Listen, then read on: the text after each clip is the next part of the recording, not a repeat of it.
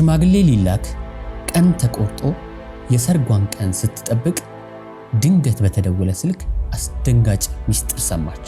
ማንም የማያውቀው እስቲ ቤተሰብ የማያውቀው አሁን እዚህ ነው ማወራው ማንም ሳያውቀውና ደፍ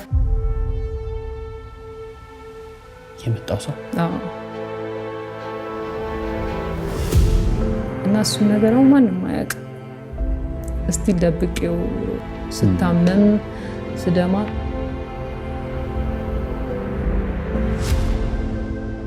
እኔ ስጮህ ደንግጦ እሱ ይሰሙ ደም ይፈሳል ከይኔ በጣም ከመታመም የተነሳ ደም እንደዚህ ይፈሳልና ሽማግሌ ተዘጋጅቷል ሁሉ ነገር።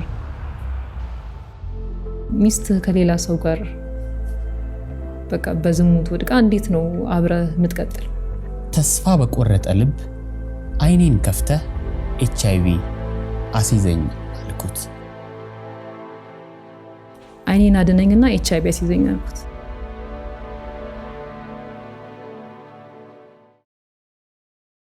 እንግዲህ ብርሃን ቲዩብ ምርጫችሁ ሆኖ እየተከታተላችሁን ስላለ ከልብ እናመሰግናለን። ከዚህ ቀደም ቤተሰብ ላልሆናችሁ ሰብስክራይብ በማድረግ ቤተሰብ ሁኑ ማለት እወዳለሁ። ዛሬ ያቀረብኩላችሁ እንግዳዬ ሀና ትባላለች። እንግዲህ ከህይወት ልምዷ ከፍቅር ታሪኳ ታጫውተናለች። ከሷ ጋር ብዙ ነገር እንጫወታለን፣ ትማሩበታላችሁ፣ እንደምታተርፉበት እርግጠኛ ነኝ። እንግዲህ ይህንን ቪዲዮ ላይክ በማድረግ ከቻላችሁ ከወደዳችሁት ደግሞ ለሌሎች በማጋራት ሼር በማድረግ እስከ ፕሮግራሙ ፍጻሜ አብራችሁ እንድትቆዩ ምኞቴ ነው። መልካም ቆይታ። እንኳን ደህና መጣሽ ሀኒዬ። እንኳን ደህና ቆያችሁ። ዛሬ ብዙ ነገር እንደምንጫወት አምናለሁ። ብዙ ጊዜ ሰዎችን ኢንቫይት ሳደርግ ልጅነታቸው ላይ ይጠይቃሉ። ምን አይነት ልጅ ነበረች? እስቲ ስለ ሀኒ ያጫውቺ። ቤተሰቦቼ በጣም በጌታ ናቸው እና የወንጌል አርበኛ ናቸው እና በአገልግሎት ዘርፍ ውስጥ ነው እና ቸርች ውስጥ ነው ያደግኩት ማለት እችላለሁ። ከህፃንነቴ ጀምሮ ቤታችንም ቸርች ነበረ። ባይዘይ ኦሬዲ ሳሎናችን ቸርች እንደ ቸርች ተከፍሎ እንደ ቸርች ነበረ። በቃ እዛ ነው ያደግነው እና በቸርች ውስጥ ነው ያደግኩት ከህፃንነቴ ጀምሮ። በትንሽ እድሜው ላይ እያገለገልኩ ነው ያደግኩትና በጣም ወደዋለሁ እዛ የነበረኝን ቆይታ። የቸርች ኢንቫይሮንመንት በጣም በቃ ቸርች ውስጥ ሌላ ነገር አናውቅም። ሌላ የምናውቀው ህይወት የለም። ቸርች ነው፣ ትምህርት ቤት ነው፣ ቸርች ነው። በቃ ሌላ የምናውቀው ነገር የለም እና ያ አስተዳደግ በጣም ነው የምወደው። ሀኒዬ እስቲ ስለ ልጅነት ጉዞሽ በደንብ ብንጫወት ደስ ይለኛል። ገጥሞሽ አያውቅም? ስለ ብዙ ሰዎች ልጅነታቸው ላይ ነው መሰረታቸውም የቢውልድ የሚደረገው መሰረታቸውም የሚናጋው እዛ ጋር ነው። ምናልባት በዚህ መልኩ ትራውማታይዝድ ተደርጌያለሁ ሳላውቀው ከዚህ አንፃር አሴ ፋሚሊ ሊሆን ይችላል፣ አሴ ክርስቲያንም ሊሆን ይችላል። ይህ ነው ያለፍሽበትን መንገድ። ግን አሁን ነው እዚህ ጋር የነቃሁት ብለሽ የምታስቢው የልጅነት ጊዜሽ ላይ የምታስታውሽው ነገር አለ? አንዳንድ የገጠሙኝ ነገሮች አሉ። ማንም የማያውቀው እስቲ ቤተሰብ የማያውቀው አሁን እዚህ ነው ማወራው ማንም ሳያውቀውም እና የሚገርም አባቴ በጣም ሰው ይወዳል። ብዙ ሰዎች እኛ ቤት እየመጡ ይኖሩ ነበረ። የተቸገሩ ሰዎች ከገጠር ትምህርት መማር ያልቻሉ ገጠር ሲሆን አሁን አንድ ቦታ ላይ ብቻ ነው ትምህርት ቤት የሚኖረው። እኛ ያለንበት አካባቢ ብቻ ነው ትምህርት ቤት ያለው። ስለዚህ ትምህርት መማር እየፈለጉ ያልቻሉ ተከራይተው መማር የማይችሉ ምናምን ገጠር ውስጥ ያሉ ሰዎች መተው እንትን ሲሉ እየመጣኛ ቤት እየተቀመጡ ይማሩ ነበር። እናንተም ካላችሁበት ያለፈ ገጠር አለ በጣም ሩቅ በፈረስ ወይ ደግሞ በእግር የ3 ሰዓት የ4 ሰዓት መንገድ የሚሄድበት። እንደነሱ አይነት ሰዎችን ትቀበላለች? እንደዛ ሰው ሲመጣኛ ቤት ውስጥ ወይ ከብት እየጠበቀ ምናምን አብሮን ይኖራል ይማራል ምናምንና ፋዘር በጣም ሰው ተቀባይ ነው፣ እንግዳ ተቀባይ ነው። ብዙ ሰው ነው ቤታችን የኖረው የወጣው ምናምንና በዛ ታይም ቤታችን በሚመጡ ሰዎች ብዙ ነገር እንትን ይገጥም። ለምሳሌ አንድ ጊዜ ትዝ ይለኛል እስቲል አረሳው ምንም በቃ አላወራሁትም። ምንም ባወራ ሌላ ችግር ይፈጠራል ብዬ ስለማስብ ያላወራሁት ነገር አለና አንድ ሰው አመጣ ወደ ቤት። በጣም መማር ይፈልጋል ግን ገጠር ውስጥ ስለነበር መማር ስላልቻለ ሲመጣ ፋዘር በቃ ላሞች ነበሩ እኛ ቤት ከብት እየጠበቀ ይማራል በሚል ይዞት መጣ። ያ ሰው ግን ሲመጣ ሲነግረኝ ነው ለኛ ሲነግረኝ የሰማሁት ህፃን ልጅ ደፍሮ ነው የመጣው ሰው። አዎ። እና ብዙ ጊዜ እኔ ላይ የመድፈር ሙከራ አድርጎብኛል። ግን አንዴ ጮኬ ስጮህ ድምጽ ይሰማል በሚል ፈርቶተ ያንን ነገር በጣም ስቲል አይምሮዬ ላይ ይመላለሳል። ተፈጥሮ ቢሆን ኖሮስ ደፍሮኝ ቢሆን ኖሮስ ይዛኔ የሚለው ነገር እግዚአብሔር እንዴት እንዳስመለጠኝ ነው የምነግርህ። እኔ ስጮህ ደንግጦ እሱ ይሰሙኛል በሚል ደንግጦ ጥሎኝ ወጣ። እና ብዙ ጊዜ ነግረኝ ቁጭ አድርጎ ይነግረኛል። እኔ እኮ እንደዚህ አድርጌ አንዷን ህፃን ልጅ እንደዚህ አድርጌያታለሁና ደስ ምንም ችግር የለውም ምናምን እያለ እኔን አሳምኖ እንትን ለማለት ይነግረኝ ነበረ። እና እሱን ነገር አሁን ማንም አያውቅም። እስቲል ደብቄው፣ ምክንያቱም ከሰሙ አሁን ፋዘር በጣም ኃይለኛ ነበር የዛን ሰዓት። አሁን ነው ትንሽ የተረጋጋው። በጣም ኃይለኛ ነው። ይሄ ነገር ቢሰማ ወይ ይገለዋል፣ ከዛ እስር ቤት ይገባል ምናምን ብዙ ነገር ይፈጠራል። ግን እዛ ገጠር ስትኖር በጣም ብዙ ነገር ይደርስብሃል። ብዙ ጊዜ የመጥለፍ ሙከራ ተደርጎብኛል። ብዙ ያመለጥኩትን ነው በቃ እግዚአብሔር እንዴት እያስመለጠኝ እንዳለ ነው። በጣም ብዙ ነገርም አለ እዛ፣ ደስ የሚል ህይወትም አለ፣ የሚደርስብህም ደግሞ ትንኮሳዎች አሉ። ብዙዎች ደብቀው የያዙት ጉዳይ ይመስለኛል። በቤተሰቦቻቸው በዘመድም ሊሆን ይችላል። ብዙ ሴቶች እንዲህ የመደፈር ሙከራ ይደረግባቸዋል። ብዙ እናቶች ያው ደብቀው ስለሚይዙ ከዚህ አንጻር ማየት ራሱ በጣም ጥሩ ነገር ነው። አባትሽ የትኛውንም ሰው ነበር የሚቀበለው? ከምን አንጻር ነው? ይሄ በአገልጋይ ልብ ነው? አዎ በአገልጋይ ልብ ነው። እናንተን በምን መልኩ ነበር ፕሮቴክት የሚያደርጋችሁ? ቅንነታቸው ነው። ምንም ይፈጠራል ብለው አያስቡም። በዛ ጊዜ ምንም ሰው እኮ የሆነ ሰው መንገድ ጠፋብኝ ወይ ደግሞ መሸብኝ ካለ እኮ የምታሳድርበት ነው ገጠር ላይ እና ችግር የለውም ምናምን ብለህ በልተህ ጠጥተህ ነው የምትሄደው። እና ማንም እንደዚህ ያደርጋል የሆነ ነገር ይፈጥርብኛል ብሎ አያስቡም። እና ከዛም አንጻር ነው በጣም ብዙ ነው። በጣም ትልልቅ አገልጋዮች ከኛ ቤት ይወጣሉ። አሁን ወደ አሜሪካ የሚኖሩ ምናምን እኛ ቤት ውስጥ ያደጉ በጣም ደስ ብሏቸው የኖሩ ደስተኛ ሆነው ያደጉም አሉ። እንደዚሁ ደግሞ ቤት ውስጥ ሲኖር አስቸጋሪ ሆኖ ከቤት የተባረሩም አሉ ምናምን ነው። በንጹህ ልብ ነው የሚቀበሉት። እንደዚህ የሆነ ነገር ያደርጋሉ በሚል አይደለም። በቃ ተቸግሯል እኛ ቤት ቁጭ ብሎ የበላነውን በልቶ እንደማንኛውም ሰው ይኖራል ይማራል በሚል ነው ወደ ቤት የሚመጡት እንጂ ሌላ ነገር አስበው አያውቁም። ቤተሰብና በዛ ምክንያት ነው የሚያመጧቸው። እና ይሄን ነገር ይፈጠራል እንደዚህ ያደርጋሉ የሚል ምንም ውስጣቸው የለም። በቃ ከቅንነት አንፃር ነው። የሆነ ሰው በጌታ ከሆነ ምንም አያደርግም በሚል ነው የሚያስቡት። በጌታ አይደል እንዴት ምናምን ይባላል። ስለዚህ በቃ በጌታ ብቻ ይሁን ያ ሰው ትክክለኛ ሰው ነው ብለው ነው የሚያስቡት። የነሱ የመጡበት መንገድ ስለሆነ አስተዳደጋቸው ስለሆነ እነሱ ክርስትና ኖረውታል። እንደኛ ጊዜ አይደለም። ትክክለኛ ክርስትና ስለሚኖሩት ሰው ልጅ ክርስቲያን ከሆነ ምንም አያደርግም ብለው ነው የሚያስቡት። ለዛም ይመስለኛል ይሄንን ነገር ለእናትሽ ለአባትሽ ለመናገር ለምንድን ነው ያልደፈርሽው? ምክንያቱም እዚህ ጋር ይሄን ጥያቄ ለምጠየቅሽ መሰለሽ በዚህ አይነት መንገድ አሁን እንኳን የሚያልፉ ሰዎች ካሉ ከልጆቻቸው ጋር እንዴት ኮሚኒኬት ያደርጋሉ? የሆነ ነገር ቢፈጠር ልጆቻቸው ላይነግሯቸው የሚችሉበት መንገድ ሰፊ ነው ወይ? ከዚህ አንግል ለምንድን ነው የማታወሪው? ምንድን ነበር ክፍተታችሁ? በእርግጥ እኔ በዛ ታይም በጣም ልጅ ነበርኩ እና እንዳልኩ አባታችን በጣም እንፈራዋለን። በጣም ኃይለኛ ነውና እንፈራው ነበር። እና እንደዚህ አይነት ነገር ተፈጥሯል ብሎ መናገር በጣም ከባድ ነው። ዘመድ አይደለም የመጣው ሰው ዘመድም አይነበረም። ዝምድና ምንም ዝምድና የለውም።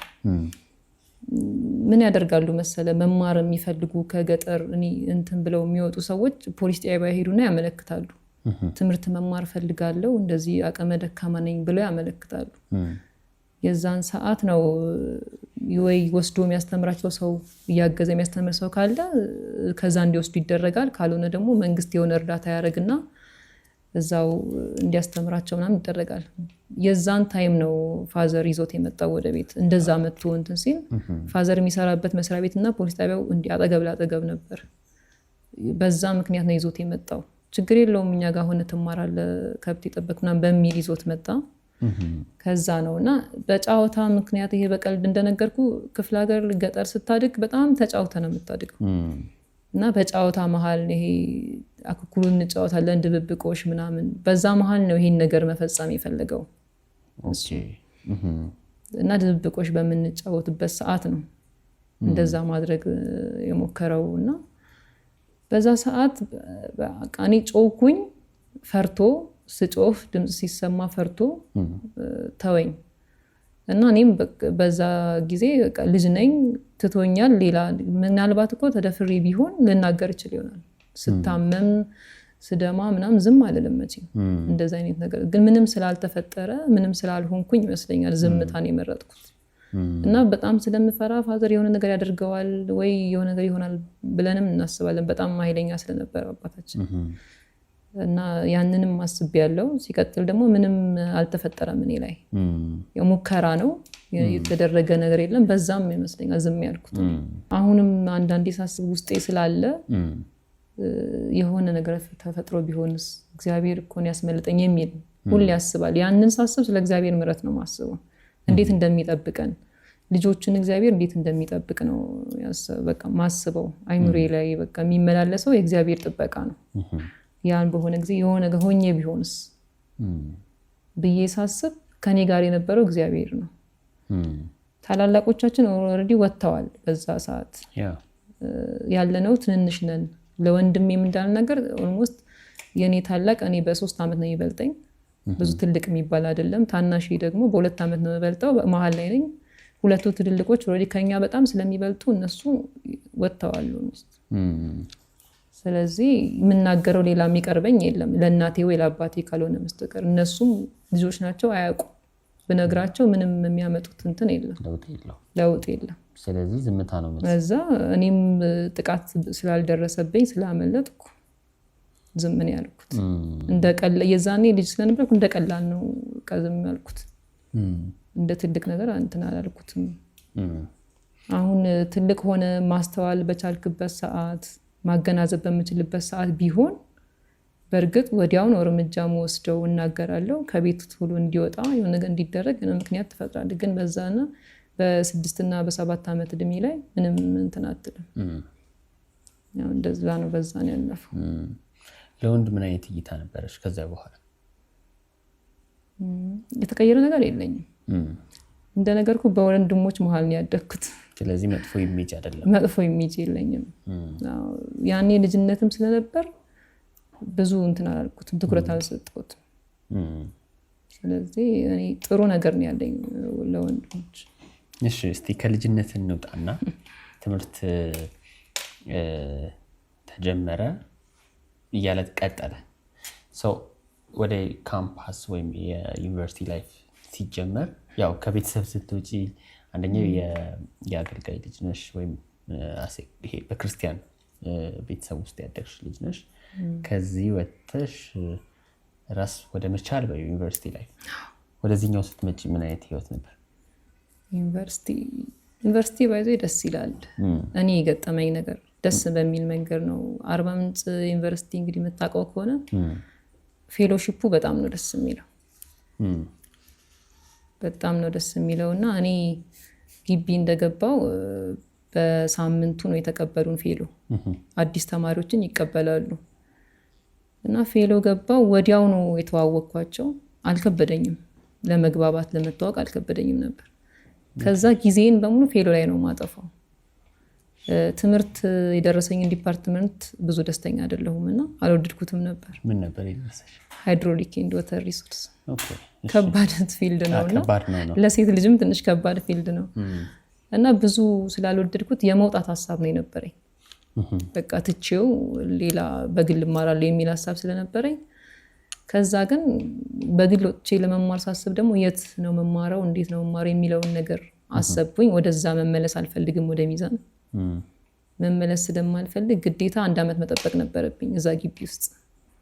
እዚህ አዲስ አበባ መጥቼ መማር ፈለግኩኝ። እዚህ ደግሞ ለመምጣት ሰው ያስፈልገኛል። አዲስ አበባን አላቃትም፣ ተከራይቼ መኖር አልችልም፣ መማር አልችልም፣ ከቤት ወጥቼ አላቅም። ለእኔ ከባድ ነው የሚሆነው። ለዛ ወንድሜ ግዴታ ውጭ ነበር የዛኔ፣ እሱ እስኪመጣ መጠበቅ ነበረብኝ። ስለዚህ 1 ዓመት ጠበቅኩኝና ዊዝድሮ ሞልቼ ወጣሁኝ። 1 ዓመት ነው የቆየሁት።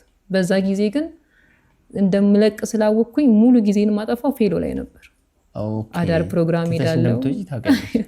እርግጠኛ ስለነበር አዳር ፕሮግራም ላይ ነኝ። በቃ ወንጌል ስርጭት ነው፣ በየገጠሩ እንሄዳለን። እዛ እንትን የምታውቀው ከሆነ ሲሌ፣ ሻራ ምናምን የሚባሉ ከተሞች አሉ። ወጣ ብለህ ከአርባ ምንጭ ወደዛ ወንጌል ስርጭት እንወጣ ነበር። በቃ ታርጌቴ በሙሉ ወንጌል ስርጭት ነው፣ አዳር ፕሮግራም ነው፣ ፌሎ ነው። ውጭ ስንገናኝ ደግሞ ባይብል ስተዲ ነው። በቃ እንደዛ ነው ሙሉ ጊዜን ያጠፋሁት። ከዚያ በኋላ ምን አጠናሽ?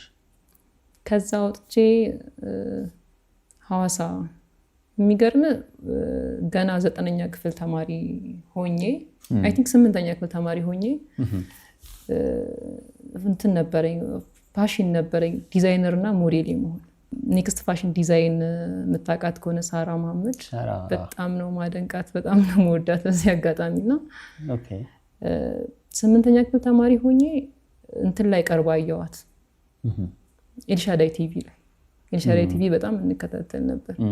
ኤልሻዳይ ቲቪ ላይ ቀርባ ሳያት የሚገርም የዛኔ ስልክ ቁጥሯን በወረቀት ጻፍኩኝ። ልክ ሃይ ስኩል እንደጨረስኩኝ እሷ ጋር ሄጄ ዲዛይኒንግ እና ሞዴሊንግ ነው መማረው ብዬ ጽፌ ያስኩኝ ስልክ ቁጥሯን ነው። ከዛ ልክ ስጨርስ ያው ዩኒቨርሲቲ ውጤት ሲመጣ ቤተሰብ ደግሞ ታውቃለህ ዩኒቨርሲቲ መገባት አለበት፣ አይቻልም ተባልኩኝ። ዩኒቨርሲቲ ገባሁ። ግን በጣም አስብ ነበር እሷን ወጥቼ እሷ ጋር መጥቼ እንደምማር ነው ማስበው። ከዛ ወጣሁኝ። ከዩኒቨርሲቲ ስወጣ ሐዋሳ ነው የሄድኩት። ሐዋሳ እህቴ ነበረችና እሷ ጋር ሆኜ ዲዛይን ተማርኩኝ። ዲዛይን ተማርኩኝ። ግን ከዛ ቀጥታ ከሐዋሳ ወደ አዲስ አበባ መጣሁኝ። አዲስ አበባ መጥቼ እሷ ጋር ነው የተመዘገብኩት። እሷ ጋር በሌቭል 1 ተማርኩኝና ሐዋሳ እሷ ጋር መጥቼ እስከ ሌቭል 4 ተማርኩኝ። ዲዛይን እና ሞዴሊንግ ተማርኩኝ እሷ ጋር። በዛ ጨረሽ?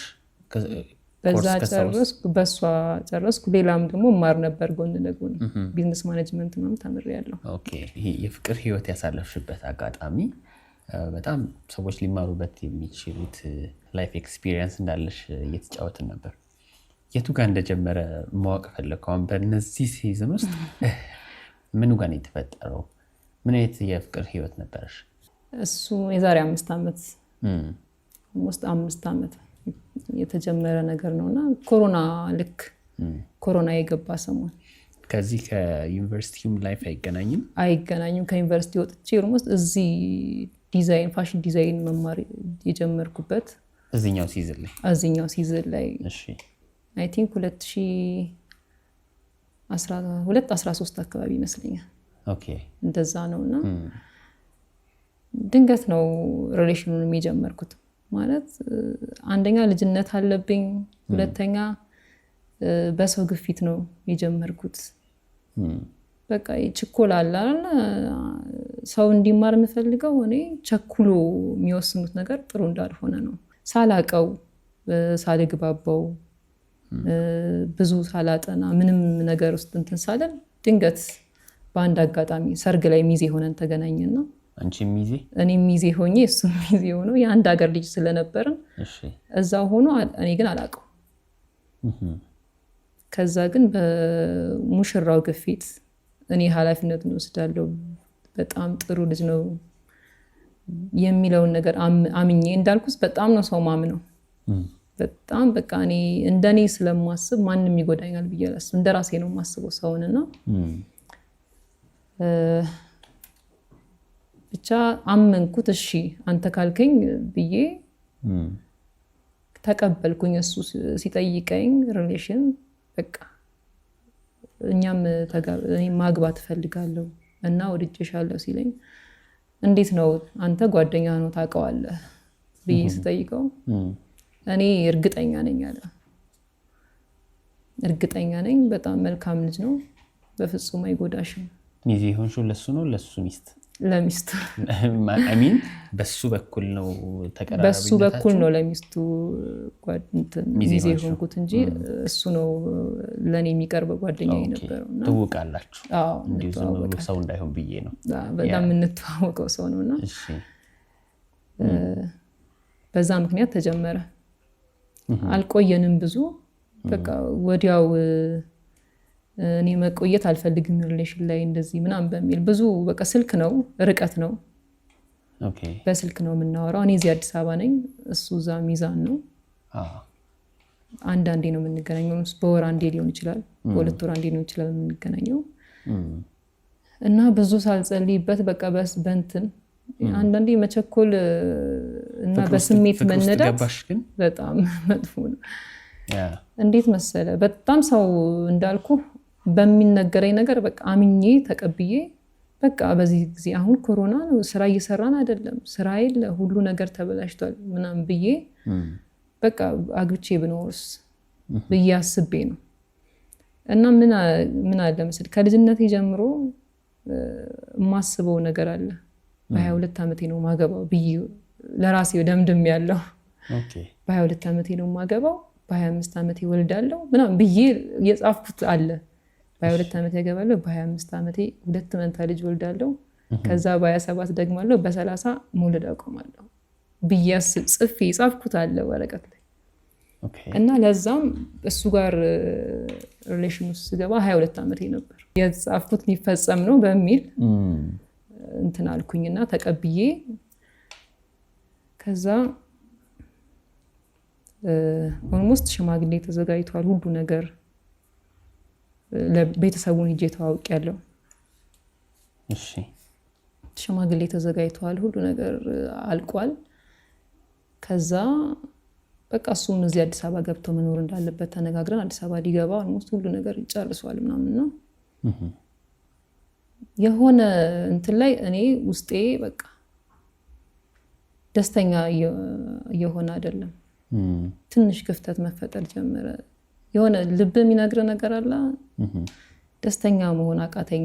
ቸርች የጋብቻ ትምህርት ለመጀመር ለማስተዋወቅ ቸርች ላይ እንትን ለማለት ዛሬ ነገ እያልኩኝ ማመምታት ጀመርኩ። እኔ መቼ ነው የምንጀምረው ይለኛል። አይ ቆይ እስኪ ለምን እንደዛ አደረግሽ?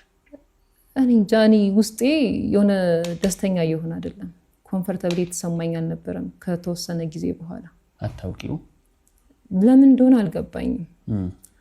ከዛ በኋላ ግን አንድ ቀን እማራለሁ፣ ክላስ የተማርኩ ነው፣ የውበት ሳሎን እየተማርኩ ነበር። ክላስ ቁጭ ብዬ ቴክስት ገባልኝ ከፋዘር።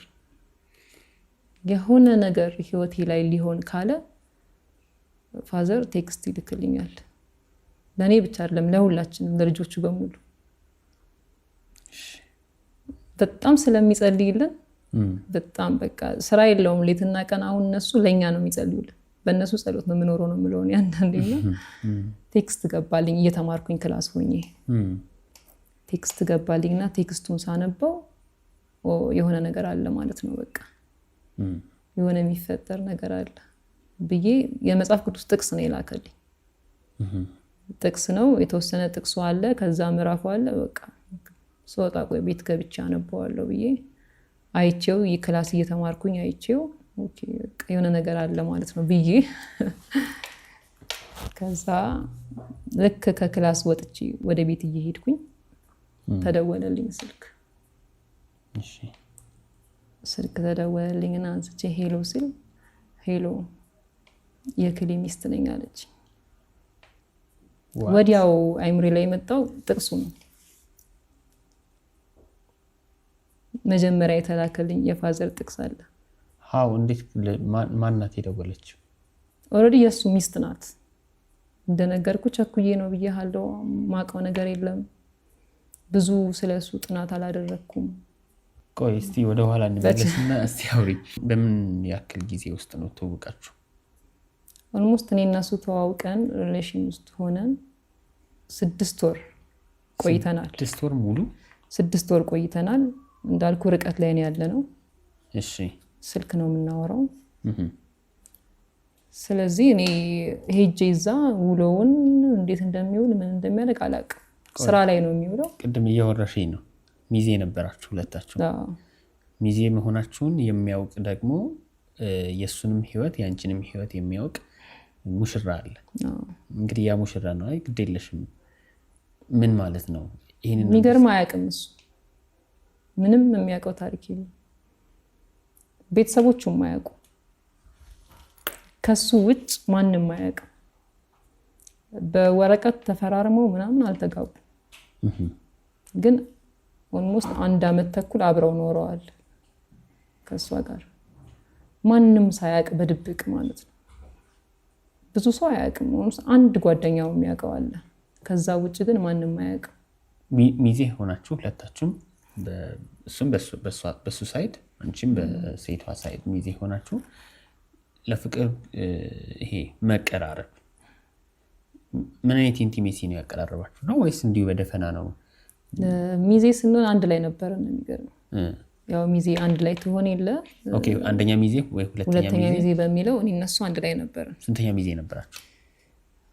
በቁመት ነው የተደረደረውና አራተኛ ሚዜ ነበርንና ኦኬ አራት ሚዜ ነው ያለው። አዎ እና አራተኛ ሚዜ ነበርንና በዛ ምክንያት ተግባባን በደንብ አብረን ስንውል ስንጫወት ምናምን ተግባባን። ኦኬ አልከበደንም ለመግባባት። እኔ አይከብደኝም ሰው ቀርቦኝ ከመጣ አይከብደኝም መግባባት። ኦኬ እና በዛ ተግባባን ተጫወትን ስናወራ ምናምን እሱ ለነገረው ለሙሽራው ለጓደኛው በቃ ወድጃታለሁ እሷን በሚል እሺ ሚስት ያለው ከሆነ እንዴት ነው ሊወድሽ? በሰዓቱ እሷ የለችም ነበር እኮ እንደነገሩ ኮሮና ታይም ነው። ቤተሰብ ልጠይቅ ብላ ሄዳለች ቤተሰቧ ጋር።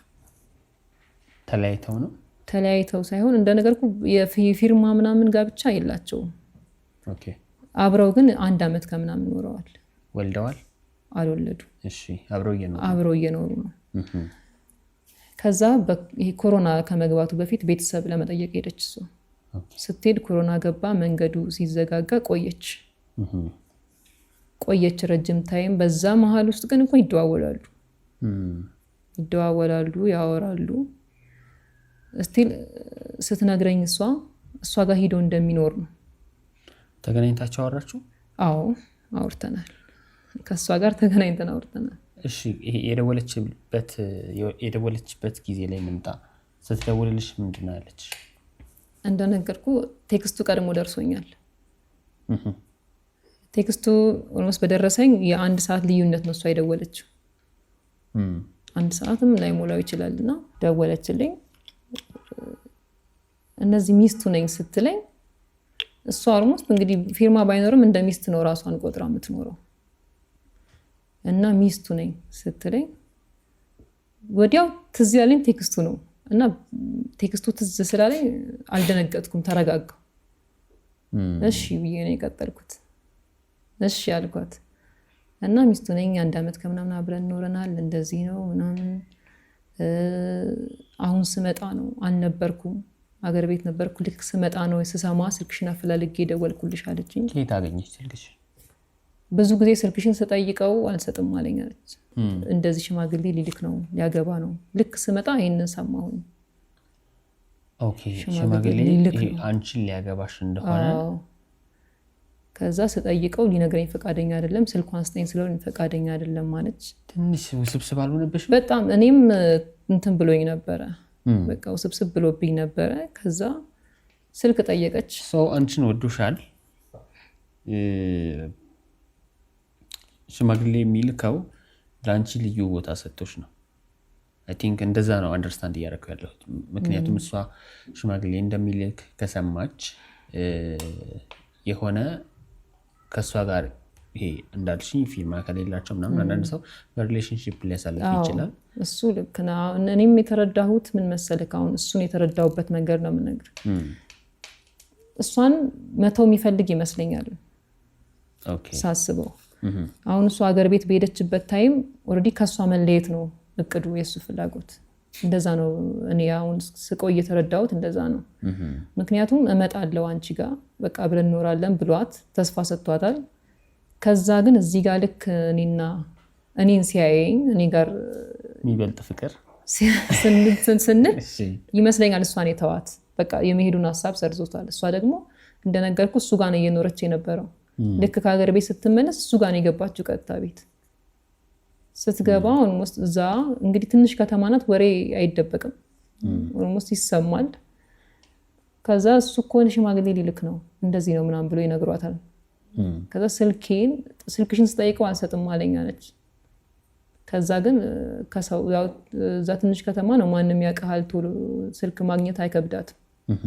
ስልኬን አፈላልጋ ከሰው ተቀብላ ነው የደወለችልኝ። እና ስትነግረኝ እንደነገርኩ እኔ በጣም ቴክስቱም ስላለ ልክ ስደውልልኝ እንደዚህ ነው ስትለኝ ቴክስቱን እንትን ብያለሁ። ይሄ ነው እንዴ ይሄ ሊፈጠር ነው እንዴ ብዬ ነው ያሰብኩት። ከዛ ተረጋጋውና እየሰማዋት መጣ። ስትነግረኝ ዝም ብዬ እየሰማዋት 1 አመት ከምናምን ኖረናል። እንደዚህ ነው እኔ እየጠበቅኩት ነበር። ሲቀርብኝ ነው የመጣሁት። እመጣለሁ ብሎኝ እየጠበቅኩት ነበር። ሲቀርብኝ ጊዜ እንደ በፊቱ ስልክ አላነሳ ሲለኝ ብዙ አናወራ ምናምን በዛ ምክንያት ነው የመጣሁት አለች። ተመልሼ ስመጣ ይሄንን ሰማሁ። ከዛ ደግሞ ቤትም ሄዳ እነሱ ፋሚሊ ጋር እንትን ብላለች። አያውቋትም ነበር ስቲል እኔ 1 አመት ከምናምን አብሬ የኖርኩት እኔ እያለሁ እንዴት ነው ለሌላ ሰው ሽማግሌ የምትልኩት ብላ ሂዳ ቤተሰቡ ጋር እንትን ብላለች። አያውቁም እነሱ እንደነገጡ ይሄንን ሲያዩ በጣም ነው የደነገጡት። አያውቋትም እሷን እኔን ነው ወስዶ ያስተዋወቀው። ይሄንን ያነሳሁት እንዴት እግዚአብሔር እኔን መጀመሪያ ፕሮቴክት እያደረገኝ እንዳለ ነው። መጀመሪያ ልቤ ላይ የሆነ ነገር ከበደኝ። የጋብቻ ትምህርቱን ላለመጀመር እኔ ነኝ ምክንያት እየፈጠርኩ የነበረው። የሆነ ውስጤ ደስተኛ አልነበረም። ሲቀጥል እግዚአብሔር ደግሞ እኔ እንዳልጎዳበት ሲጠብቀኝ በአባቴ በኩል መጀመሪያ ተናገረኝ የሚሆን ነገር እንዳለ ላይፌ ላይ። ከዛ እሷ ስትደውልልኝ በቃ ኦልሬዲ በጣም ነው ተረጋግቼ ያወራኋት። ምንም እንዳልተፈጠረ ምንም እንዳልሆነ ተረጋግቼ ነው ያወራኋት። እና እውነት ልክ ከሆንሽ እኔ ምንም ችግር የለብኝም አልኳት። ደንብ አስጨርሼ ሰማዋት እና አንቺ ልክ ከሆንሽ እውነትሽን ከሆነ ምንም ችግር የለውም እኔ አቆማለሁ አልኳት። አሁን ሰዓት ጀምሮ አቆማለሁ፣ እኔ ጋር ምንም ችግር የለም፣ ስጋት እንዳይገባሽ አልኳት። እንደውም እሷን ያጽናናዋት መልሼ እኔ ምናልባት የጋብቻ ትምህርት እንማር ብሎ ሲልሽ አንድ ሰው ወደዚህ አቋም ከመጣ ትዳሩን ፈልጎታል ማለት ነው። ከዚህ በፊት ደግሞ ትዳር ውስጥ በአንድም በሌላም ህጋዊ ማካሄድ አለ። አንድ ሰው ከ3 ወር በላይ አይ ቲንክ መሰለኝ ካልተሳሳትኩ አብሮ ከኖረ ጋብቻ ነው። ሶ እንደዚህ አይነት ኤክስፒሪየንስ ካለው አንቺን አግብቶሽ ሊፈታሽ እንደሚችል ምንም እርግጠኛ አይደለሽ። አንድም እሱ ይሄንን ስታስቢ ብዙ ሴቶች አንዱ የሚታለሉበት ላግባሽ በሚል ልበ ሙሉነት ትዳር ውስጥ ስለምገባ ሴክሹዋል ግንኙነት ይኖረኛል እንደዛ አይነት እንትኖች አልነበሩም። የሚገርም እንዳልኩት ርቀት ላይ ስለነበር እንደዛ አይነት ነገር የለም። ፍላጎት ሳላሳይሽ ፍላጎት ይኖራል ግን ያን ያህል ገፍተን የሄድንበት ሪሌሽን አይደለም። ሽማግሌ ለመላክ ካሰበ በጣም ተቀራርባችኋል ማለት ነው። በጣም ኢንቲሜት ሆናችኋል ማለት ነው። ሶ እሱን ኢንቲሜሲ ይሄ ዝም ብሎ በስልክ ባወራ እንትን አይመስለኝም የሚመጣው መቀራረቡን ወደ ሽምግልና ደረጃ የሚያደርሰው። ሶ ይሄ ሴክሹዋል ፍላጎት አይጠይቅሽም ነበር? ይጠይቀኛል። ያው አብረ ስታሳልፋለ በወርም በ2 ወርም እንኳን እንደ ይመጣል እንገናኛለን። ስንገናኝ እናወራለን፣ እንጫወታለን። ግን ይሄ ነገር እንደ ክርስቲያን ስናስበው ከጋብቻ በፊት የሚሆን ነገር አይደለም። ያንን ነገር ተማምነንበት ተነጋግረንበት ነው ሪሌሽኑን ስንጀምር እኔ ነግሬው ነበር። የሚገርም እሱ ስንጀምር ከጋብቻ በፊት ምንም ነገር አይኖረንም ብሎኛል። አንድም እንደዛ ሲለኝም እኔ ኦኬ ጀስት አለሽ እንደዚህ ከሱ ከመጣ ብዬ እንደውም ደስ ነው ያለኝ እንደዛ ሲለኝ። ምክንያቱም ብዙ ጊዜ ሴቶች የሚቸገሩበት ነገር እኮ ነው። እኛ ያን ሰው የሆነ ሰው ከወደድን ላለማጣት ብለን የማይሆን ነገር ውስጥ ልንገባ እንችላለን። በጣም ሰው ከማመንም አንፃር ልንሆን እንችላለን። ግን ልክ እንደዛ አይነት ነገር ሲያመጣልኝ ጊዜ ኦኬ ከልቡ ነው የሚፈልገኝ ብዬም አስቤያለሁ። ይዛኔ ጥሩ ነገር አለን ስናወራ ምናምን። ግን እንደነገርኩ አሁን ይሄ ድብቅ ባህሪው ነው። በቃ ሙሉ ግልጽ ያልሆነ የተደበቀው ማንነት ነው። አልነገረኝም ከሷ ጋር ስለነበረ ወይ ዲታው አስቦም መሆኑንም እንኳን አልነገረኝም። ቢያንስ እኔ የሆነ ነገር ተረድቼው መንገድ እንድከፍትለት እንዲያስተካክል እንኳን ለማድረግ እኔ እድልም አልተሰጠኝም። የማቀው ታሪክም የለም። እንደዚህ አይነት ነገር ነበረ፣ እንደዚህ አይነት ነገር አለ ብሎ ቢለኝ የሆነ ለማስተካከል ወይ የሆነ ነገር መፍትሄ እንፈልጋለን። ምንም የማቀው ታሪክ የለም። ምንም የተነገረኝ ነገር የለም። ኦኬ ሶ ተቋረጠ ሪሌሽንሺፕ እዛ ጋር ወይስ ምን አደረግሽ? እሷ ደውላለሽ እንደዚህ ነው ስትልሽ እያስረዳሻት ነበር? ላቁም እችላለሁ ችግር የለብኝም ስትይ ምን አደረግኩኝ መሰለህ? እንግዲህ አብዛኛው ፋሚሊዎቼ እዛው ናቸው ያሉትና የምታወሪው ነገር እውነት ከሆነ እኔ በማጣራው መንገድ አጣራለሁ። ከዛ በኋላ ችግር የለብኝም ምንም ሐሳብ እንዳይገባሽ እኔ አቆማለሁ አልኳት። ከዛ ያው ብዙ ጓደኞቼ አሉ፣ ቤተሰብ አለ ምናምን ሁኔታውን ሲያጣሩ እውነት ነው። እሱን ከዛም በላይ እሱን ጠየቅኩት። እሱን ስጠይቀው በጣም ደነገጠ። ስልክ ጆሬ ላይ ዘጋብኝና ውስጥ አንድ ሳምንት ምናምን በላይ ስልኩ ዝግ ነበር። ኦኬ ከዛ በኋላ ግን መጣና ነገረ መጣ ውስጥ ገታ መጣ ቁጭ ብለን አወራን። በቃ ከዚህ በፊት እኔ ጋር አብረን ነበር የምንኖረው። አልፈልጋትም። ከዛ አሁን ከአገር ባገሩ አይዳ ነበር ስትመለስ ቤት ገብታ አልወጣም ማለችኝ የሚል ነው ሪዝን ያቀረበኝ ለኔ። ቤት ገብታ አልወጣም ማለችኝ የሚል ሪዝን ያቀረበኝ። ይሄ እኔ ሊያሳምነኝ አልቻለም። ቤት ገብታ አልወጣም፣ እንዴት አልወጣም ትላለች? ቤት ገብታ ማለት የለመዱት ነገር ያሳለፉት ነገር ቢኖር ነው አይደል? እንዴት የሰው ዝም ብሎ ሪሌሽን ብቻ ከሆነ እንዴት ቤት ገብታ አልወጣም ትላለች? ሊያሳምነኝ ስላልቻለ በቃ ከዛ እኔም ብዙ ደስተኛ አይደለሁም።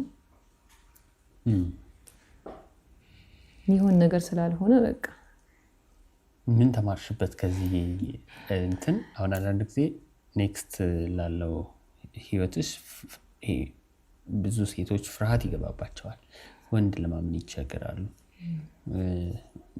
ምንድን ነው የተማርሽው ከዚህኛው ላይፍ ኤክስፒሪየንስ? አንደኛ ነገር የኔ ጥፋት እንደሆነ ነው እኔ የማውቀው። እኔ አሁን የተቀበልኩት የኔ ችግር ነው። እንደ ክርስቲያን አንድ ነገር ውስጥ ስትገባ መጸለይ ግዴታ ነው። ነገሮችን በብዙ መንገድ ማየት አለብኝ። ሽማግሌ ላካል ብዬ ነግሬ ፋሚሊ ደስተኛ ሆኖ እየጠበቀ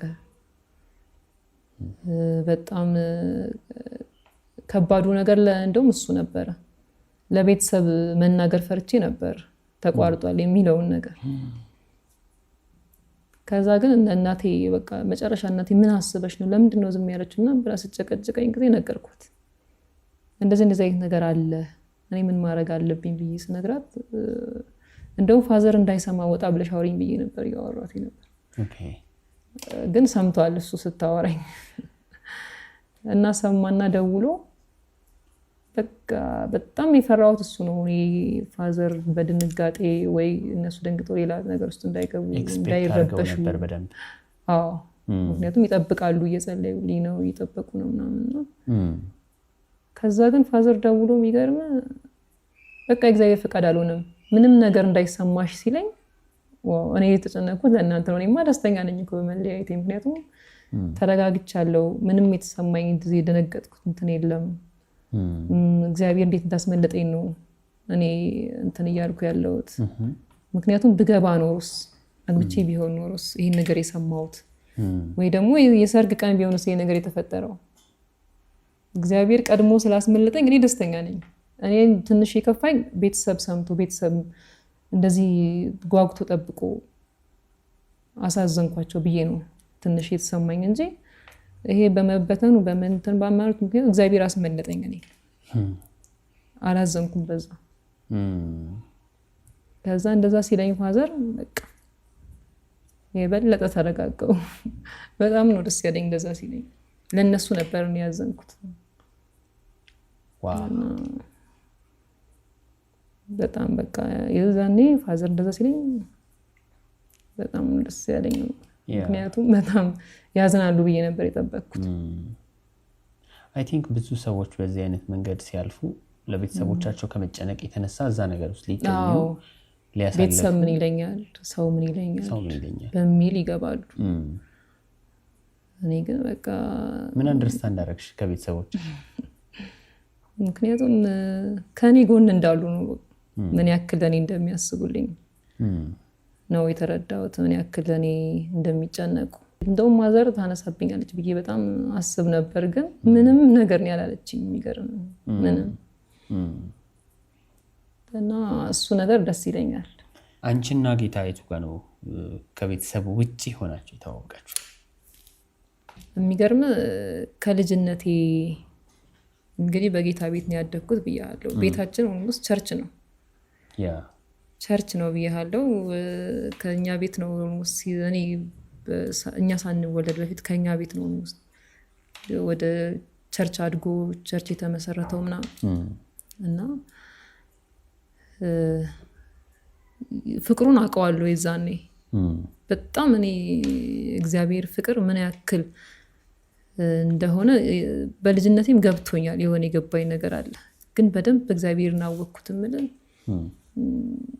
የደህንነት ተምሬ ስጠመቅ ደህንነት ተምሬ ልክ መጠመቂያ አንድ ቀን ሲቀረን የመጨረሻው ስቴፕ ላይ ነው እግዚአብሔር መንፈስ ቅዱስ ስንሞላ መንፈስ ቅዱስ የዛኔ ነው በቃ በደንብ እግዚአብሔርን በግሌ በደንብ አወቅኩት ምልህ። እና ደግሞ ከዛ በኋላ አንድ ያሳለፍኩት ቻሌንጅ ነበር። ልጅ ሆኜ በጣም አይኔን ይታመም ነበር። በጣም አይኔን ያመኛልና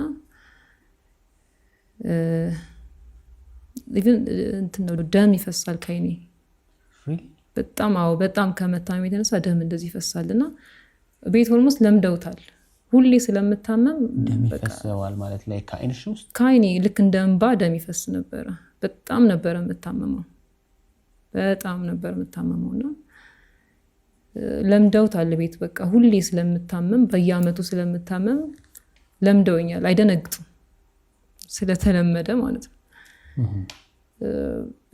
የጠላት አሰራርም አለበት። ምን ሆነ መሰለ፣ ሁለተኛ ክፍል ተማሪ ሆኜ ልክ ፋይናል ፈተና ሲደርስ አይኔን ይታመማለሁ። ሰኔ ላይ አይኔን ይታመማለሁ። ለአንድ ወር ነው የሚያመኝ፣ ማየት አልችልም። ልክ አይኔን ሲያመኝ ጨፍኜ ነው ከገለጥኩኝ በቃ ቀኑ ሙሉ ሳብድ ነው ሙሉ በቃ ሲያቃጥለኝ ነው የሚውለው እና አልገልጥም።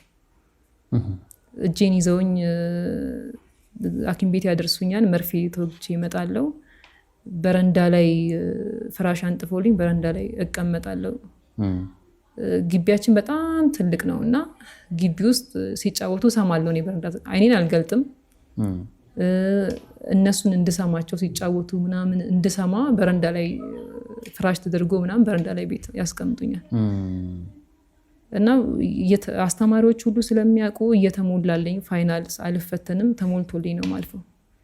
የክላሱ ፈተና ምናምን እየታጠፈልኝ ነው ማልፈው። ሁለተኛ ክፍል እንደዛ ልክ ሰኔ 30 ካርድ መውሰጃ ታይም እድናለሁ። ከዛ ካርድ ወስዳለሁ ወደ ሶስተኛ ክፍልም ልክ እንደዚሁ ሰኔ ላይ አይኔን አመመኝ። እስከዛ ሰላም ነኝ፣ ደህና ነኝ። ልክ ሰኔ ፋይናል ሲደርስ አይኔን ይታመማለሁ። ድጋሜ አንድ ወር ምናምን አላይም። መርፌ 15 መርፌ 10 መርፌ ነው የምወስደው ለአይኔ ጠብታ። በጣም ብዙ አይነት ጠብታ ነው የምጠቀመው። ጭቃ ጠብታ የሚባል አለ፣ ፈሳሽ ብቻ ብዙ ነው የምወስደው እና አሁንም ልክ እንደዛ አደርጋለሁ። ሰኔ 30 ሲደርስ ይድናል አይኔ። ለካርድ ነው የሚሄደው ትምህርት ቤት። ሰኔ አልማርም በቃ ፋይናል አልፈተንም። ምናምን ለካርድ ነው የሚሄደው። what እንደዛ ነበር እና አስተማሪዎቹም ስለሚያውቁኝ እየተሞላልኝ ነው ማልፈው። ለስንት ዓመት? ለ3 ዓመት እንደዛ ቀጠለ። 4ኛ ክፍል ስደርስ ትንሽ እኔም ውስጥ በቃ በጣም እንትን ማለት ጀመርኩ። ለምንድን ነው እኔ የምታመመው ከሌሎች ተለይቼ? በጣም ይከፋኝ ይሰማኛል። በረንዳ ላይ አይኔን ጨፍኜ ቁጭ አድርገውኝ ሲጫወቱ በጣም እንግዲህ እየተጫወኩ ነው ያደግኩት ብያለሁ። በጣም በረንዳችን በጣም ሰፊ ነው። በረንዳ ላይ ነው የምንጫወተው። አንድ ኳስ ሜዳ የሚያክል ሰፊ መሬት አለኛ የምንጫወትበት። እዛ ላይ ኳስ እንጫወታለን። በጣም ብዙ ጨዋታዎች ነው የምንጫወተው። ጎረቤታችን ልጆች አሉ፣ ተሰብስበን በረንዳ ነው የምንጫወተው እና እኔ ሰማለሁ ቁጭ ብዬ ፍራሽ ላይ በቃ። እና የዛ ታይም በጣም እንትን የበዛበት ታይም ነበር። ይሄ HIV ተስፋፍቶ ምናምን በጣም የሚወራበት ታይም ነበርና የዛኔ 4ኛ ክፍል ሆኜ የመጨረሻ በጣም ተማሪ ያለቀስኩኝ።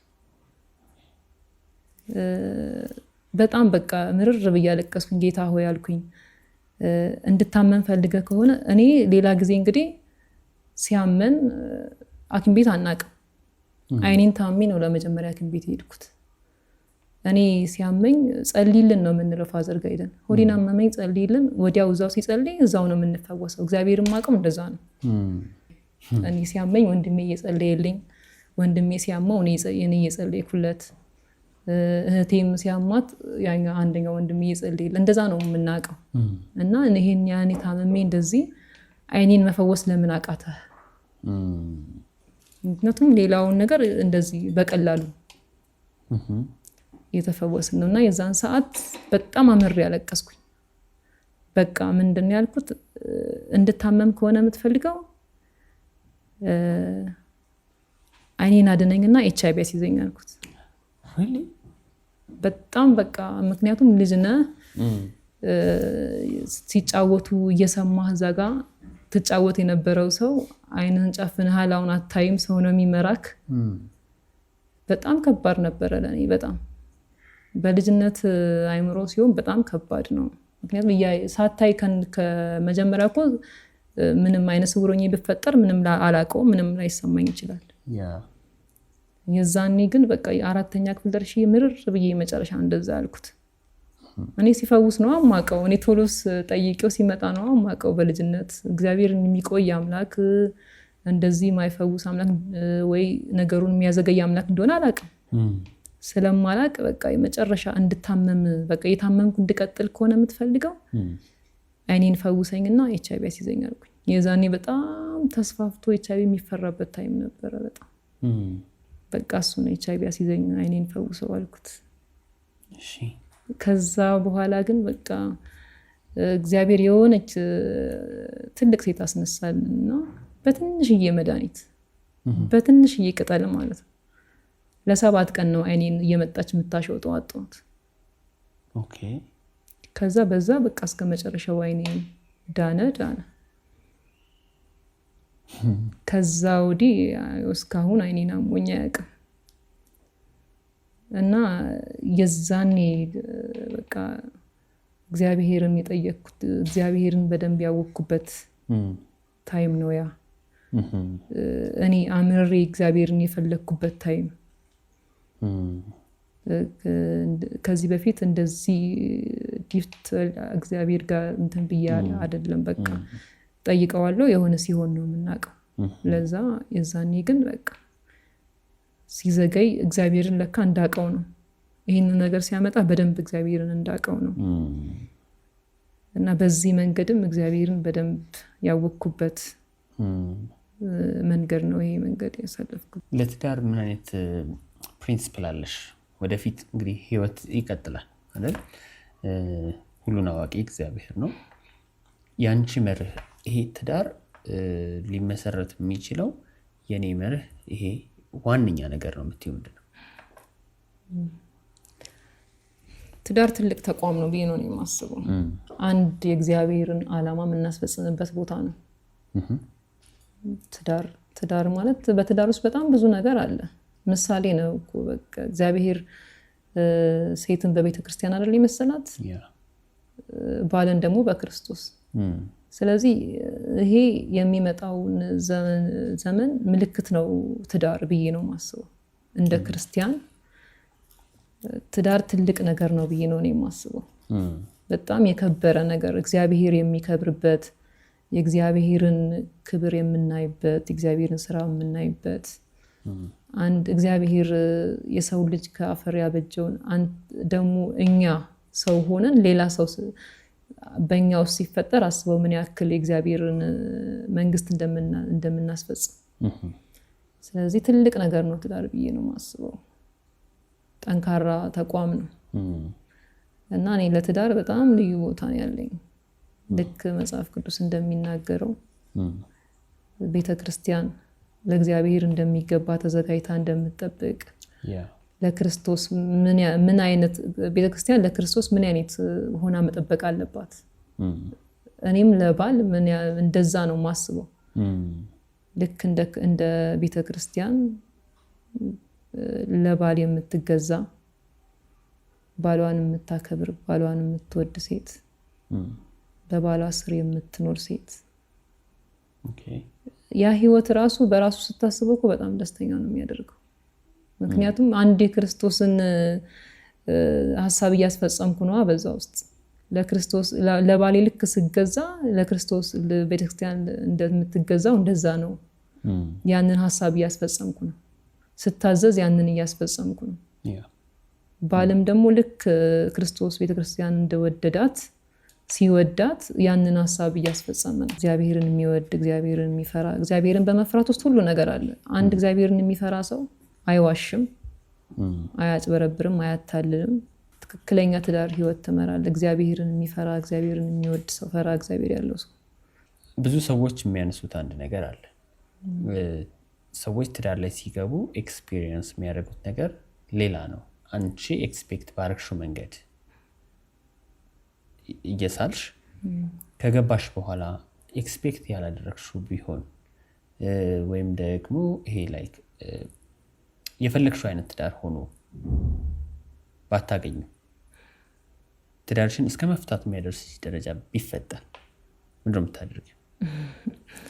እንደ ክርስቲያን ፍቺ ኃጢአት ነው።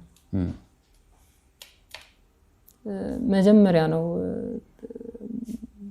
የኔ የሆነውን ሰው እግዚአብሔር የራሴን ሰው ከሰጠኝ እንደዛ አይነት ነገር ውስጥ ገባለሁ ብዬ አላስብም። ቻሌንጁ ቢኖር ራሱ ቻሌንጁ ደስተኛ ነው የሚያደርገኝ ብዬ ነው የማስበው። እግዚአብሔር አይደል ሁሉን የሚያስተካክለው።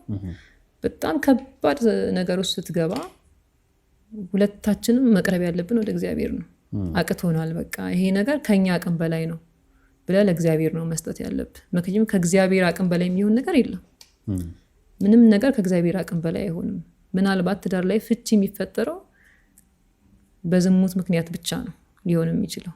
ከባድ ኢሹ ሊሆን ይችላል። ለምሳሌ ባልሽ ወደቀ በዚህ አይነት መንገድ ይሄ የገባሽበትን ትዳር ብዬ ነው እንደዚህ የፈለኩት። በምን መልኩ ነው የምትቀበዩ ነው? ወይስ መጽሐፍ ቅዱስ ይሄን ይላል ስለዚህ አልቀበልም እፈታለሁ የሚል አማርኛ ነው? አንደኛ ነገር ሰው ልጅ ዝም ብሎ ሄዶ አይሰሳትም፣ አይወድቅም። ቀላል ነገር አይደለም ዝሙት። የሆነ ሰው እዘጋ ሂደህ ተዋውቀሃት ነይ እንግባ ብለህ የምታደርገው ነገር እኮ አይደለም።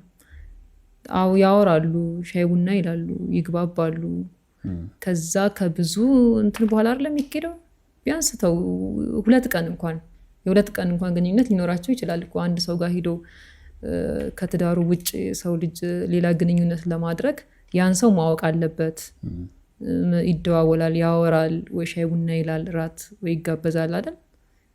ከዛ ስቴፕ በኋላ ነው ያን ሁሉ ሲያደርግ እንግዲህ ሳያቅ ነው ብዬ ማለት አልችልም። እኔ ፈልጎ ነው ያደረገው። ስለዚህ ፈልጎ ያደረገው ነገር ላይ ተሳስቶ ነው የወደቀው። በቃ ባሌ ተሳስቷል፣ ተሰርቷል ብዬ ማለት አልችልም።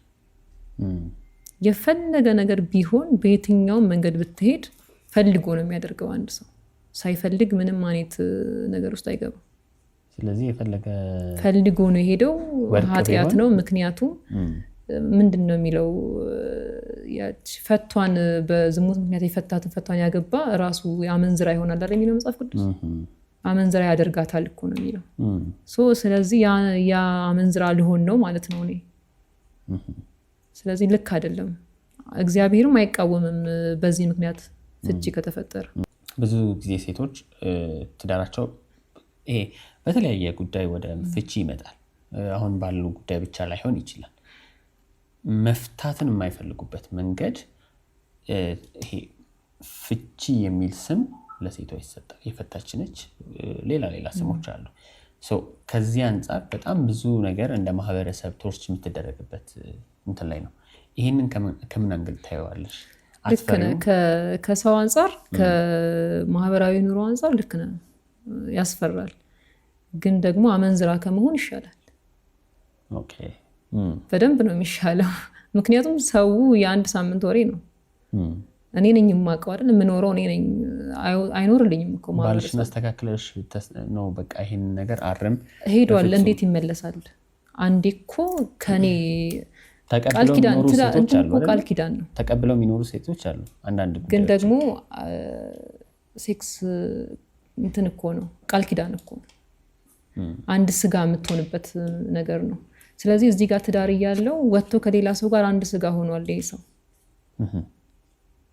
ስለዚህ ከስንት ሰው ጋር ነው ቃል ኪዳን እየፈጸመ የሚኖረው ቃል ኪዳን ነው ስለዚህ ይሄ ደግሞ ልክ አይደለም እዛ ጋር ዝሙት ሰርቷል መጥቶኒ ጋር እኔና አመንዝራ ሊያረገኝ ነው ያ ደግሞ ትልቅ ኃጢያት ነው ድጋሚ ሌላ ኃጢያት ማለት ነው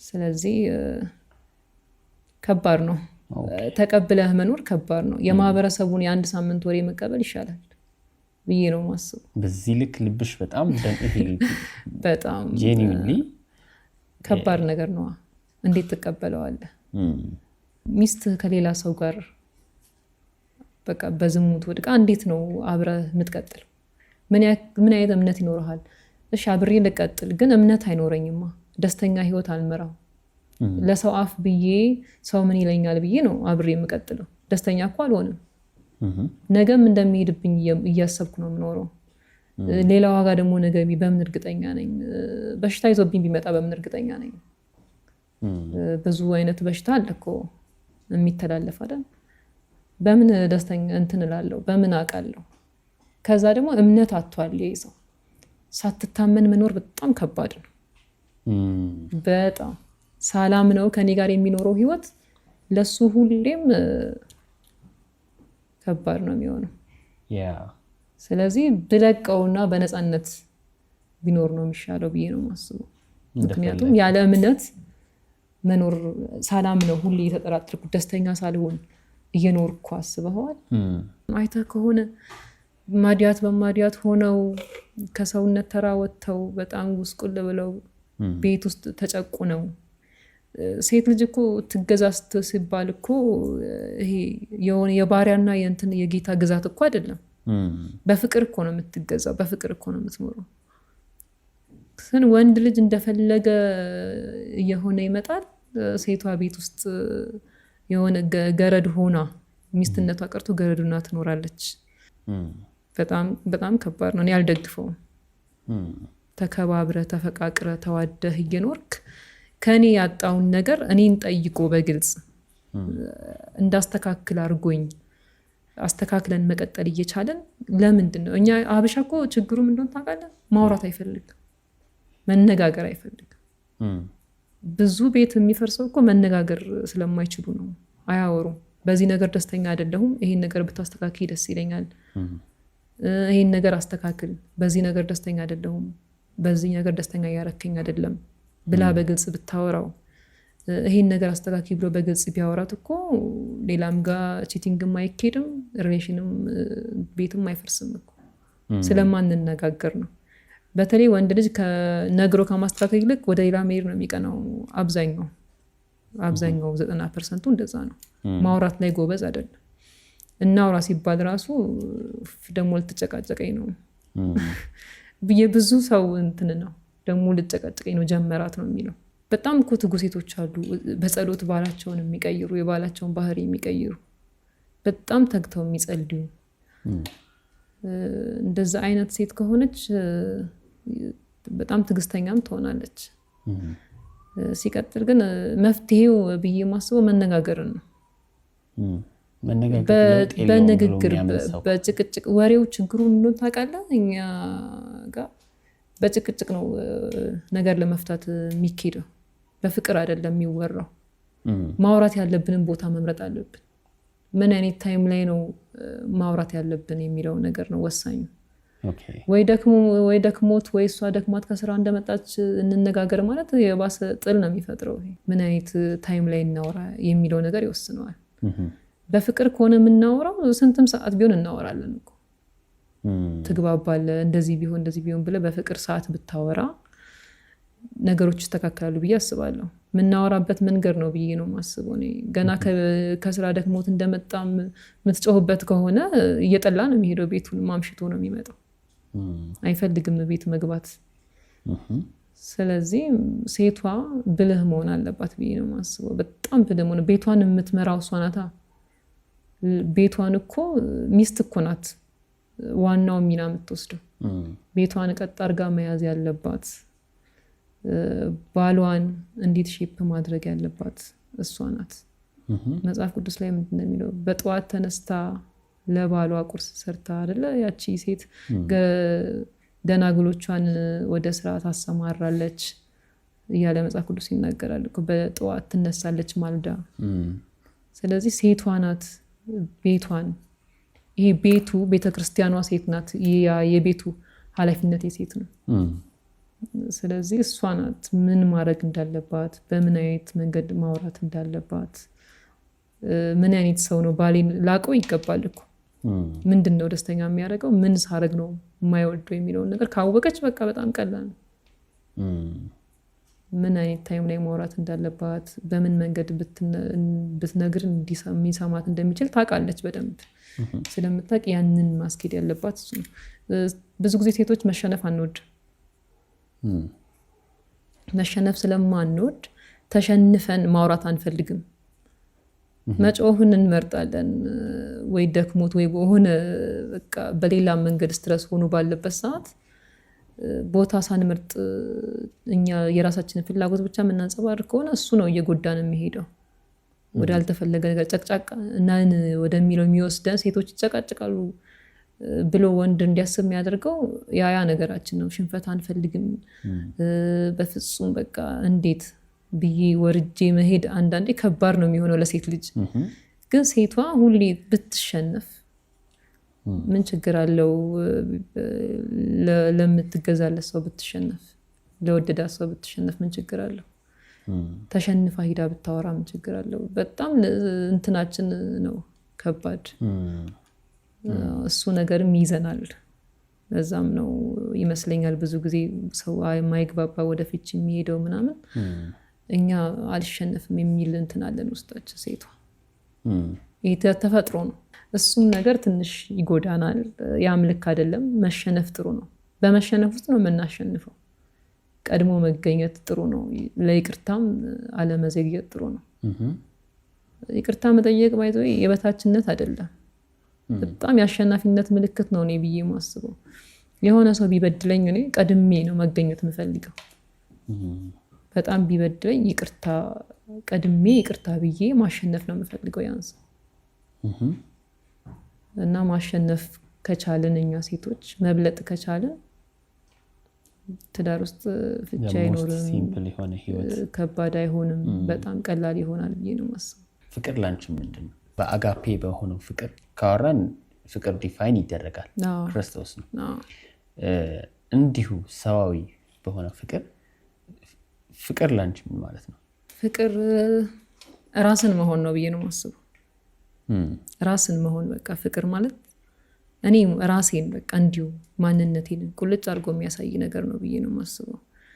ምክንያቱም ስታፈቅር ስትወድ አንተ በቃ ፒውር ነህ፣ ግልጽ ነህ፣ ምንም የተደበቀ ነገር የለህም። ለዛ ላፈቀርከው ሰው ራስህን ነው የምትሆንለት። በቃ ማንነት ፍቅር ማንነቴን ነው የሚገልጸው ብዬ ነው የማስበው። በትክክል ስታፈቅር ትክክለኛ አፍቃሪ ስትሆን ራስህን ነው የምትሰጠው። ሁሉ ነገር ከኔ ቅድሚያ የምትሰጠው ለዛ ሰው ነው። ምንም ነገር አልበላህም ምግብ ቅድሚያ ለሱ ነው። ያንዳንዱ ነገር እርምጃ ሁሉ በሱ ስር ነው የሚሆነው። በቃ ለሰከንድ እኮ ከአይምሮህ አይጠፋም ማለት ነው። በቃ ሙሉ አካልህን ይቆጣጠረዋል። እኔ ማስበው እንደዛ ነው። ፍቅር በቃ ራሴን ነው የሚያደርገኝ። እኔ ማንነቴን ትክክለኛዋን ሀናን ነው የሚያወጣው ብዬ ነው ማስበው። በቃ ግልጽ ሆኜ ነጭ ወረቀት ሆኜ ነው የምታየው። ራሴን ነኝ እንደዚህ ፍቅር ሆኜ ነው በቃ የምቀርበው። እኔን ነው የሚያሳየኝ ለዛ ሰው እና ፍቅርን እንደዛ ነው የምገልጸው። ራሴን እንድሆን ነው የሚያደርገኝ። ፊውቸር ምን ይታይሻል ስለ ፍቅር? እየጸለይኩ ነው። አንደኛ ነገር እየሞከርኩ ነው። ዴት ታደርጋለህ ይኖራል፣ ግን እንደ በፊቱ አይደለሁም። አልቸኩልም። እጸልይበታለሁ፣ እጠነቀቃለሁ። አንድ ሰው ወደ ህይወት ሲመጣ ልብህ የሚነግርህ ነገር አለ እኮ። ለትዳር ባይዘው እግዚአብሔር ልባችን ውስጥ ነው የሚያከብደው። የኛ ለመጸለይ የኛ እንትን ችግር ነው እንጂ የሆነ ሰው ወደ ህይወት ሲመጣ እኛ ልብ ውስጥ እግዚአብሔር ያከብደዋል። ስትጸልይ ኮምፎርታብል የሚሰማ ከሆነ፣ ስለዛ ሰው ስታስብ ሰላም የሚሰጥህ ከሆነ፣ ለዛ ተንበርክከህ ስትጸልይ ደስተኛ የምትሆን ከሆነ ያ የእግዚአብሔር ፍቃድ አለበት። ስለዛ ሰው ሳስብ ግን የምጨነቅ ከሆነ፣ ደስተኛ ካልሆንኩኝ፣ ፊውቸር የማይታየኝ ከሆነ ያ የእግዚአብሔር ፍቃድ አይደለም። በአጭር መንገድ የሆነ ነብይ መጥቶ ይሄ ባልሽ ነው እስኪለኝ አልጠብቅም። ምክንያቱም እኔ ልብ ውስጥ የምኖረው እኔ ስለሆንኩ እግዚአብሔር እኔ ልብ ውስጥ ነው የሚያከብደው ያንን ሰው። ለእኔ ነው የሚነግረኝ ብዬ ነው የማስበው። ለሌላው አይናገርም ማለት አይደለም፣ ግን ለሌላው አልፎ እግዚአብሔር የሚናገረው እኔ ደካማ ስሆን፣ ሳልጸልይ ስቀር፣ እግዚአብሔርን ሳልጠይቅ ስቀር አልፎ እግዚአብሔር ይናገራል። ይሄ ትዳር እግዚአብሔር እኔ ያለውበት ወይ የለውበትም ይላል። ከኔ ድካም አንጻር ስለሚወደኝ እንዳልጠፋበት ስለሚፈልግ። ለዛም አይደለ እኔ በአባቴ በኩል እግዚአብሔር ቀድሞ የተናገረኝ እንዳልጎዳ እንዳልሰበር እኮ ቀድሞ ነግሮኛል። ለዛ ነው ያልተሰበርኩት። ጓደኞቼ እንደውም በጣም ነው የሚገርማቸው። አንቺ እንዴት እንደዚህ ሆኖ እንዴት ነው እንደዚህ ሆነሽ ማለት ምንም አልተሰማሽ ይምልኛል። እንዴት ነው ሰው እንደዚህ ሆኖ ዝም ብሎ ሊኖር የሚችለው? አንቺ ምን አይነት ልጅ ነበር የሚሉኝ በጣም ይገርማቸው ነበር። የኔ ሁኔታ ያስገርማቸው ነበር። እና ምንም እንዳልሆንኩኝ እንደ ኖርማል ሲያዩኝ በቃ አንድም ቀን አዝኜ አያዩኝም። አብሬያቸው ሄዳለሁ ቸርች፣ ድሮ እንደማደርገው ቸርች ሄዳለሁ እመጣለሁ። ምንም የተለየ እንትን ያዘንኩበት ነገር የለም። በጣም ይገርማቸው ነበር ሲያዩኝ። እና ልክ እግዚአብሔር እንዴት እንደከለለኝ እዛ ጋር ሳልጸልይበት ሳላስብበት የገባሁበት ነገር። ስለዚህ አሁንም ይሄኛው ላይ እግዚአብሔር ቀድሞ ለልባችን ከጸለይን ይናገረናል። እዚህ ሁሉ ውስጥ ያ ኢሜጅ የሳልሽ ኢሜጅ ክራይስት አሁን ላንቺ ማን ነው ጌታ ብዬ ብጠይቅሽ ማን ትኛለሽ? ከባድ ነው። አንዳንዴ ምን እላለሁ መሰለ፣ እግዚአብሔር ቃላትን ሁሉ ፈጥሮ ግን እሱን የምንገልጽበት ቃላት የለም። እሱን ግን መፍጠር አልፈጠረም። ለምንድን ያልፈጠረው ብዬ እላለሁ አንዳንዴ። ምክንያቱም የትኛው ቃል ይገልጸዋል? የትኛውም ቃል ፍቅር ነው እንዳትል፣ እሱ ራሱ ፍቅር ነው የምትለው ቃል ራሱ የሆነ ሰውም ስታፈቅረው እኮ ስለ ፍቅር በጣም ታነሳዋለህ። ከዛም በላይ ይገባዋል እግዚአብሔር። ፍቅር የሚለው ቃል ብቻ ለሱ በቂ አይደለም። ከዛ በላይ የሆነ ቃል ቢኖር ጌታ ነው ብለህ ደግሞ እንዳትል፣ እሱ የጌቶች ጌታ ነው። እሱም ራሱ አንዳንዴ ቃሎችን በሙሉ ፈጥረ ለአንተ የሚሆን ለአንተ የሚመጥን ቃል ግን እንዴት ብዬ እላለሁ። ማለት ቃላት ሲጠፋብኝ በቃ እና ትክክለኛ ምን ልበል፣ ከአባት እንዴት ነው? ከአባትም በላይ ነው እግዚአብሔር። መሪ ነው፣ አባት ነው። ከባድ ነው እሱን መግለጽ። እንደዚህ ነው በቃላት መግለጽ እግዚአብሔርን በጣም በእውነት ለኔ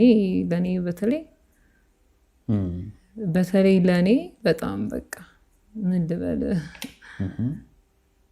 ጠባቂ ነው፣ እረኛዬ ነው። ከብዙ ጥፋቶች ከብዙ ነገሮች ታድጎኛል። ፈጥኖ ደራሽ ነው። ቀድሞ ነው የሚገኝልኝ። ቀድሞ